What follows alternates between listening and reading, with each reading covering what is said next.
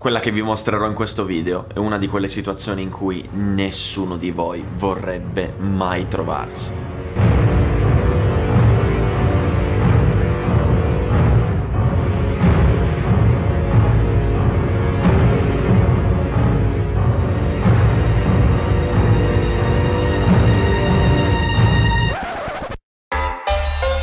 In TV, sui social, sui giornali, vengono sempre esaltate le imprese dei piloti di MotoGP e Superbike che ne combinano di tutti i colori. Ed effettivamente sono degli alieni. E quello che molti spettatori ignorano è che tali imprese vengono compiute anche dai piloti dei campionati nazionali. Siano esse sorpassi perfetti, curve ignoranti o salvataggi miracolosi, ciò che le contraddistingue è sempre un unico filo conduttore, ovvero servono due palle così. Ecco, io nel mio piccolo farò sempre del mio meglio per farvi vedere tutte le chicche e le migliori imprese dei piloti nazionali, perché so quanto meritino e so i sacrifici e la fatica che fanno questi ragazzi per correre.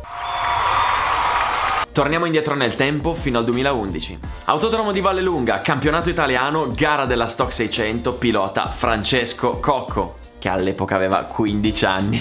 Non so se... Ah, giusto per farvi capire il livello del campionato italiano, guardate chi correva in quella gara. Niente, la gara è andata bene. Sì, uno che quest'anno ha giusto vinto il mondiale Moto2, ma cosa vuoi che sia? Ecco, ci troviamo al curvone. Ora, quelle che state vedendo sono delle immagini di altri piloti di altre gare, ma mi serve giusto per farvi capire di cosa si tratta.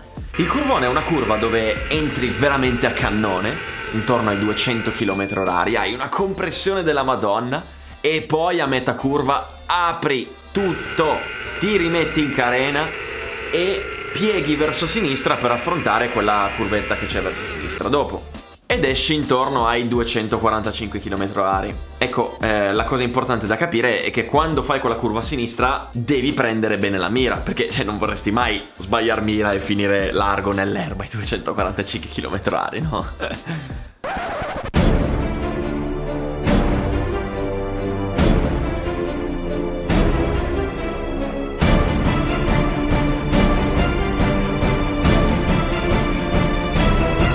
Voi vi state rendendo conto di quello che è successo?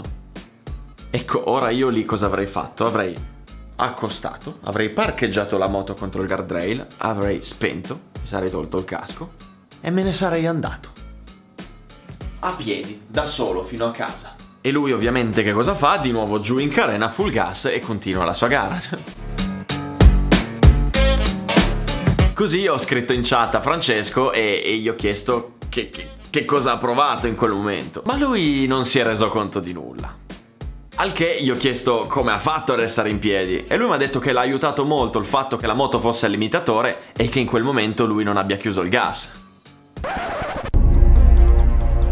No, aspetta, cioè, tu mi stai dicendo che sull'erba a 245 all'ora hai tenuto tutto aperto?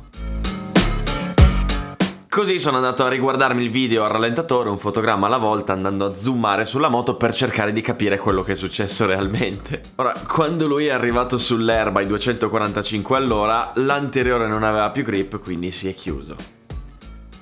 Ora, se lui avesse chiuso il gas, il posteriore avrebbe avuto un po' più grip, sarebbe scivolato sul davanti e avrebbe fatto un disastro. Invece il fatto che abbia tenuto completamente aperto ha fatto sì che la ruota posteriore slittasse, perdesse aderenza, si mettesse di traverso, quindi raddrizzasse l'anteriore e così facendo è rimasto in piedi.